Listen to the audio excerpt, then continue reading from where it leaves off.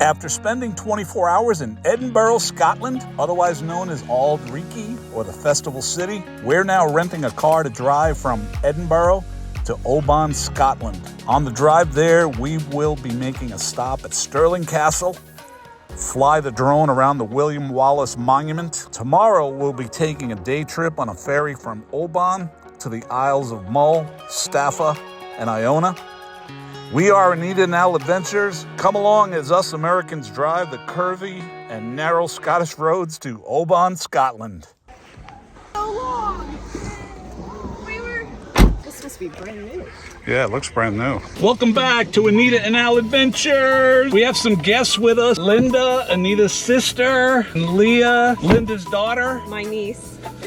And they're joining us on our trip as we leave. Where are we? Edinburgh. I know, but what is this place called? The outskirts of the outskirts of Edinburgh. We just rented a Volvo something. A Volvo something. We are off to Stirling Castle. Us Americans are driving on the right-hand side, left-hand side of the road, so this should be quite an adventure. Right, Anita? It's gonna be an adventure. Comment, like, and subscribe. 2 miles. I don't know why she's not talking. Kind of annoying.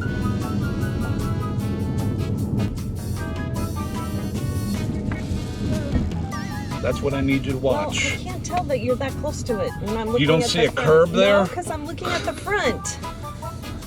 I'm trying to figure out. Leah, do you want to sit up front, please? No. To second exit on the roundabout. This is where we have trouble. Roundabouts.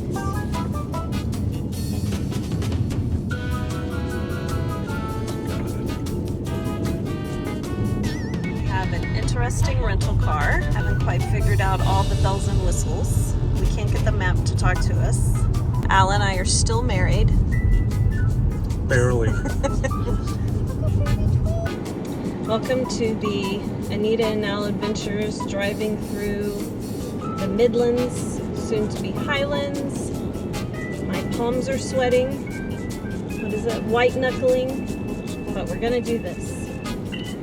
How are you feeling, Al? As long as we get around the roundabouts, no problem. Helix Park is the home of the famous horses, the Kelpies, the largest horse sculptures in the world. Kelpie is the word for mythical Scottish water horse. They're located between Falkirk and Grangemouth, and we saw them on the way on our trip to the Highlands. It's free and open year-round, and for a fee, you can even go inside a Kelpie on a tour. We appreciate driving in other countries because we can control our schedule and see more of the beautiful scenery and the beautiful small towns along the way. We can stop when we want to if we think we see something that looks interesting. Al is a great, safe driver, even though I get totally freaked out on the narrow roads. Being from flat Florida, it's always fun to drive through the hills and mountains. Driving to the Highlands was an amazing adventure. Do you enjoy driving and road trips? Let us know in the comments what your favorite driving trips have been.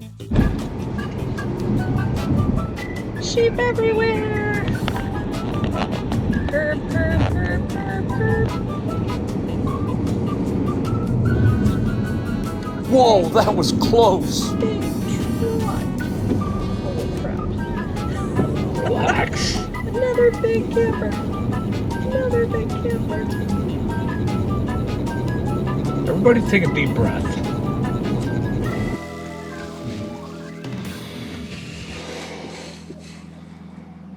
And I pull off so everyone can take a deep breath, including me. As we drive away, the roads continue to be narrow, but we start seeing some stunning Scottish scenery.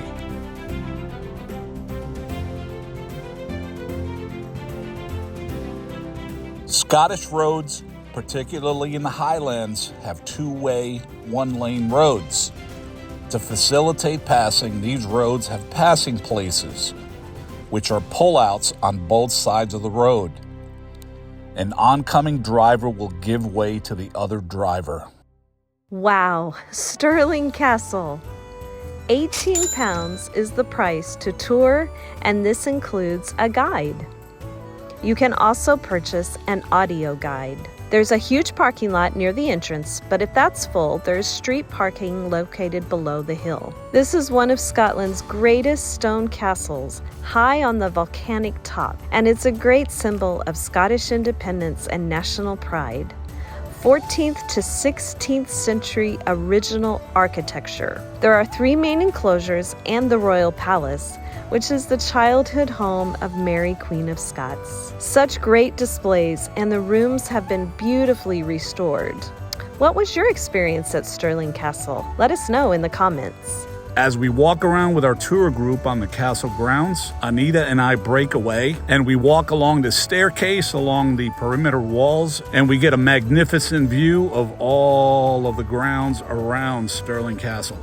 Touring Stirling Castle today, about an hour-ish, hour and a half from Edinburgh.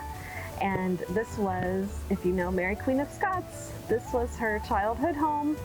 This castle right here, as well as a whole bunch of other Scottish monarchy. And the tour guide said it's from the 1500s, possibly even the 1100s. Over to the right is the William Wallace Monument. I think we're gonna go either see it or fly the drone over it, but one way or the other, you'll get to see some footage of that.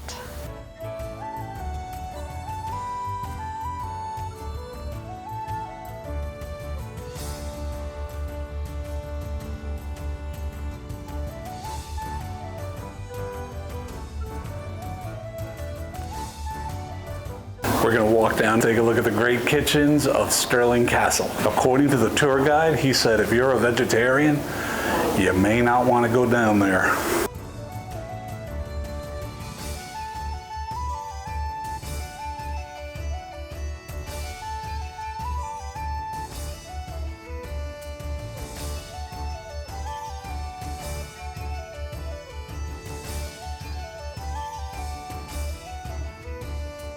After visiting the great kitchens, let's have some lunch at the Portcullis restaurant just outside Stirling Castle. Highlander or Colander, please excuse my pronunciation, is a small, pretty tourist town situated on the river Tyne and A84. As we drove north from Edinburgh, we drove right through, and it's the gateway to the Highlands. Have you stopped to visit Colander? What did you do? The sign's yelling at you, reduce speed now! As we leave Colander, we are approaching the Highlands with the beautiful mountains and greenery. Is the name of the town pronounced Oban or Oben? Let us know in the comments. As we settle into our Airbnb, I fly the drone over the town. What a beautiful sunset over Oban. As you can see, I'm flying it over McCaig's Tower. Doesn't it resemble a little bit of the Roman Colosseum? Oban is known as the seafood capital of Scotland. It's famous for its salmon and its haddock. And it's obvious because the town is located right next to a beautiful bay. And here's a preview of our ride for tomorrow. The ferry that's going to take us to the Isle of Mull. It is 9:32. We are trying to rapidly make it to a grocery store that closes at 10. And we get to go over this cool bridge. Cool. With the pretty sunset.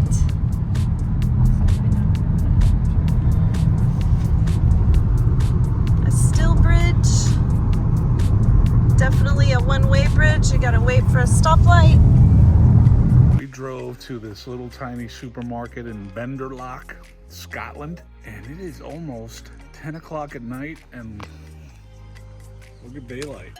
I don't think it's going to be dark until around maybe 10:30, 10:45. Crazy.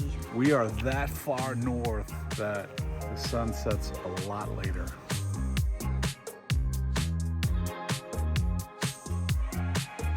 Oban Ferry Terminal, going on a ferry ride, then a bus ride, then walking around, then another ferry, and we're going to hit up 3 different islands here. Iona, Mull, and Staffa. We're very excited. I love taking ferries, and it's a beautiful day with the sun shining. Just went through the tickets, and we are getting on the ferry as we speak to see the Isle of Mull. And we'll be on the ferry all day, boating buses and trips around the 3 islands. But this is an all-day ferry trip. Have you done the ferry rides in Scotland to the various islands? What was your favorite? Good morning.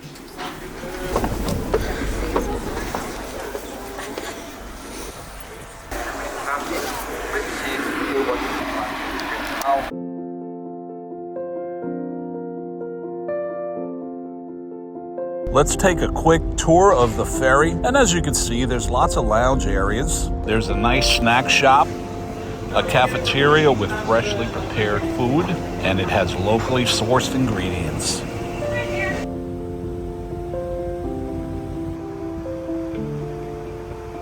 Absolutely stunning scenery. Scotland. Beautiful.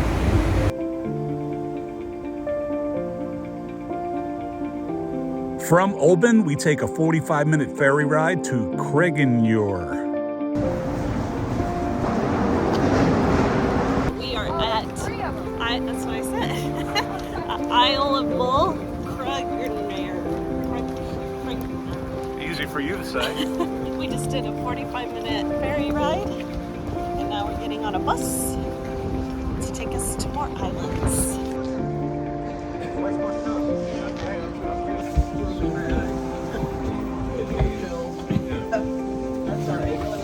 No. Get off fast. Come on. From Craigenure, we take a motor coach to Finneyfort. You find place names on island of 50% north, 50%. And once again, the Scottish scenery is stunning. I saw a red stag deer at the top of a hill, which was pretty cool. Unfortunately, I didn't get the camera out fast enough. The Isle of Mull roads all seem to be one lane, and we're in a pretty large motor coach, so much kudos to the drivers. A general store and post office and a scattering of houses. The Rossall estate behind Kinloch was at one time owned by the pop group Genesis. Did you catch what our guide just said? The rock group Genesis owns property here on Mull. Way to go, Phil Collins. And now we board a smaller ferry, and we're off to the Isle of Staffa. The ferry has a poster of all the marine life that can be spotted in these waters. Now, the island itself was in private ownership until 1986, and it was then bought by a wealthy American called Jock Elliott. Now, he paid the sum of £200,000 for the island as a birthday present for his wife. Well, she wasn't too impressed by the present. As we dock on the Isle of Staffa, we're here for about an hour or two. Don't miss the ferry, because it will leave you. We're on the Isle of Staffa. The ferry just came in, and we're walking to Fingal's cave across these rocks. There's some handholds there. It's about a 5-minute walk to the cave. Standing at the entrance of Fingal Cave. Come on in.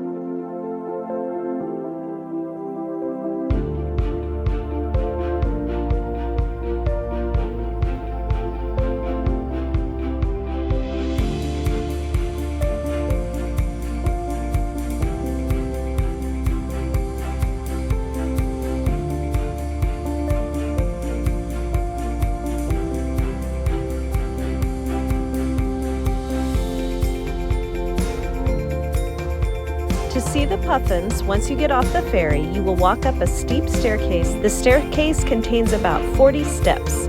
When you reach the top, follow the path to the right to walk around the island. It takes about 10 minutes to reach the cute Staffa Puffins.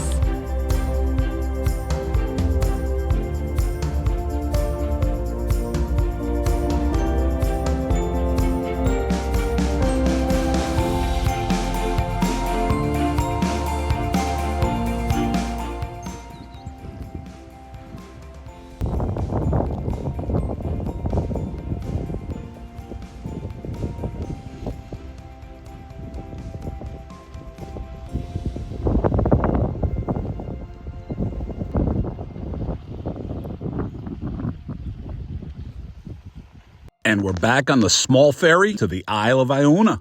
Iona has been described as the birthplace of Christianity in Scotland. We didn't realize we would have the opportunity to see the Iona Abbey and visit the museum. The Abbey Church is beautiful and still used as an active place of worship today. The intricately carved cross dating from the 8th century can be seen in the Abbey Museum. The cost is £10. The Cabial Odrin St. Oran's Chapel, please excuse my pronunciation, was the burial chapel of the MacDonald Lords of the Isles. Built in the 1100s, it is the oldest intact structure on Iona. Go through the decorated doorway to see the remains of an impressive tomb and a collection of elaborately carved West Highland grave slabs. Cute little sheep.